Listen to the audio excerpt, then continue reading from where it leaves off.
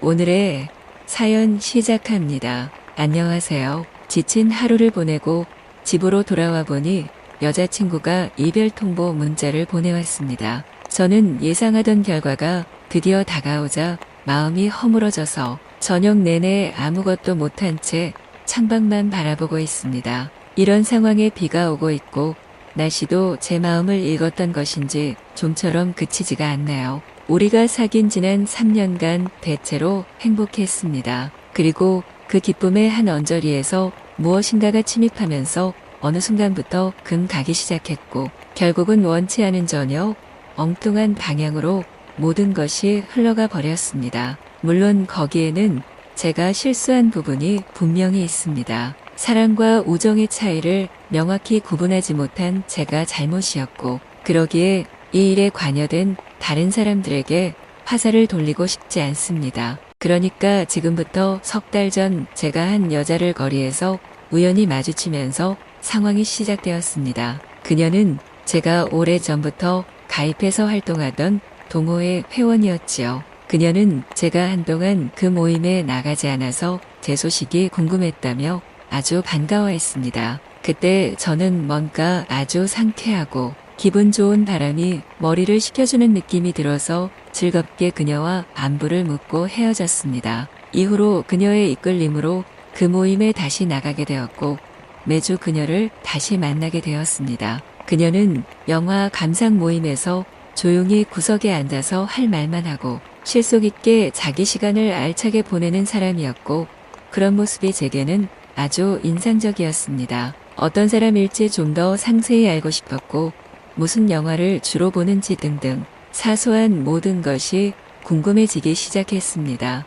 그러면서 어느 날 늦은 뒤풀이 후에 대리운전을 부르던 중에 저와 그녀가 집 방향이 같다는 이유로 함께 동승하면서 우리의 이야기가 점점 구체화되었습니다. 그녀는 제가 선호하는 영화와 비슷한 목록을 가지고 있어서 서로 이야기가 잘 통했고 유쾌한 그날 기분 탓인지 둘이 나눈 대화의 여운이 오래 남았습니다. 이후로 우리는 구석진 골목에 있는 아는 사람들만 아는 오래된 LP바에서 우연히 만나서 합석한 적도 있었습니다. 그녀는 늘 혼자 와서 편안한 얼굴로 책을 읽고 음악을 들었고 저 역시도 그랬으니 서로 더 편하게 마음을 주고받을 수 있었습니다. 그렇게 우리는 맥주에 땅콩 같은 것을 앞에 두고는 각자 조용히 할 수 있는 취미 생활을 했고 때론 영화의 축약본을 편집해 놓은 영상을 음악과 함께 즐기기도 했습니다. 그녀와 저는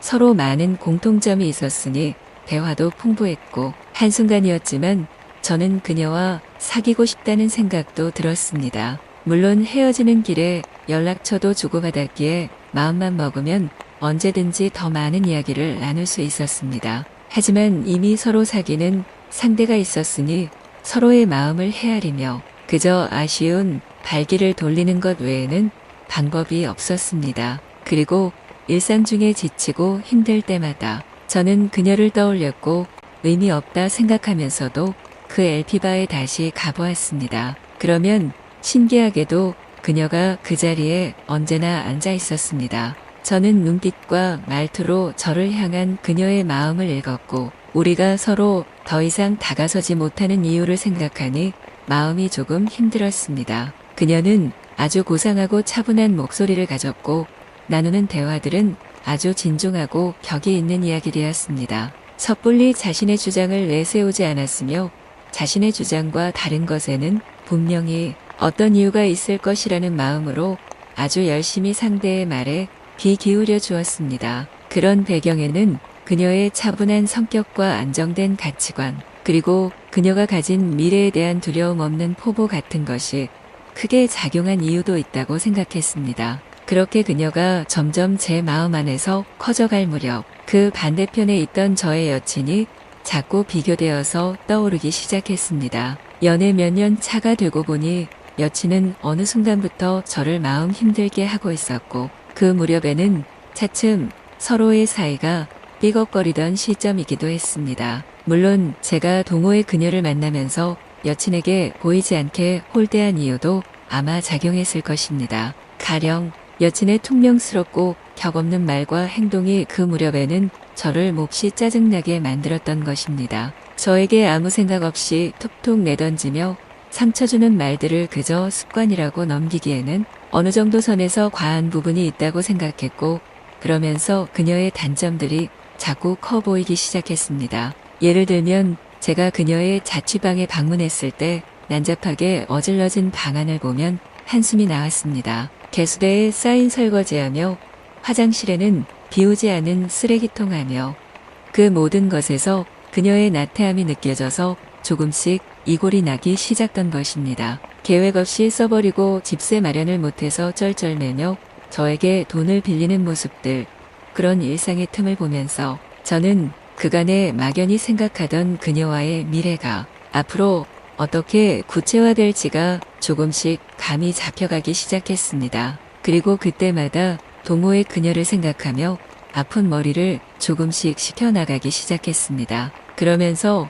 동호회 그녀와의 만남 횟수도 자연히 늘게 되었고, 우리는 점점 비밀 연애 비슷하게 사귀기 시작했습니다. 그러던 중 아주 큰 실수를 저지르고 말았지요. 여친에게 보낼 문자를 실수로 동호회 그녀에게 보내버리고 만 것입니다. 결국은 그것이 화근이 되어 여친과 심하게 싸우기 시작했고, 서로 상처 주는 말을 하며 몇 달을 끌다가 마침내 그녀가 다른 남자를 만나면서 모든 상황이 정리된 것입니다. 더 어이없는 것은 그 무렵에 동호회 그녀는 저와 달리 자신의 연인과 더 사이가 좋아져 갔습니다. 우리가 만남을 이어가는 동안에도 그녀는 두어 번을 연인과 해외여행을 다녀오기도 했습니다. 끼고 있던 약속 반지는 어느 틈에 아주 화려한 장식의 청혼 반지로 바뀌었고, 그녀는 저를 친구 이상으로 여기지 않는다는 것을 의식적으로 강조하기 시작했습니다. 그녀는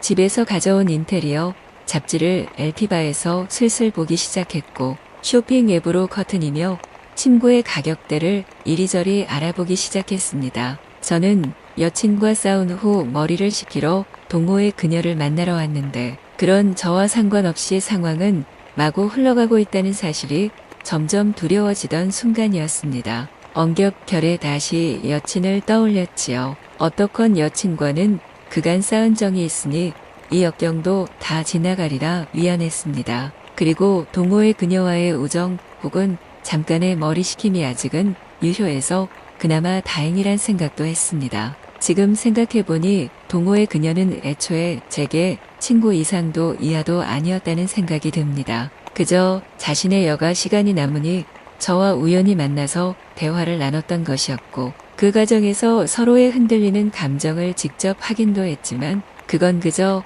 가뿐히 지나간 일로 여기고 늘 새로운 얼굴로 저를 대했습니다. 그녀에게는 곧은 확신이 있었고 어느 누구건 사람이니까 일시적으로 헤맬 수 있다는 것을 이미 명확히 인지하고 있었던 것도 이제야 깨달아졌습니다. 그런 면에서 보자면 그녀는 참 똑똑하고 야무지게 자기 관리를 잘하는 사람인 거죠. 그리고 저는 동호회 그녀와의 사이를 들켜버린 후로 여친과 사이가 멀어졌고 결국은 깨졌습니다. 그리고 두 여자 모두 각자의 상대를 찾아서 행복해지러 갔습니다. 저만 남아서 내리는 빗줄기를 심하게 맞고 있는 느낌입니다.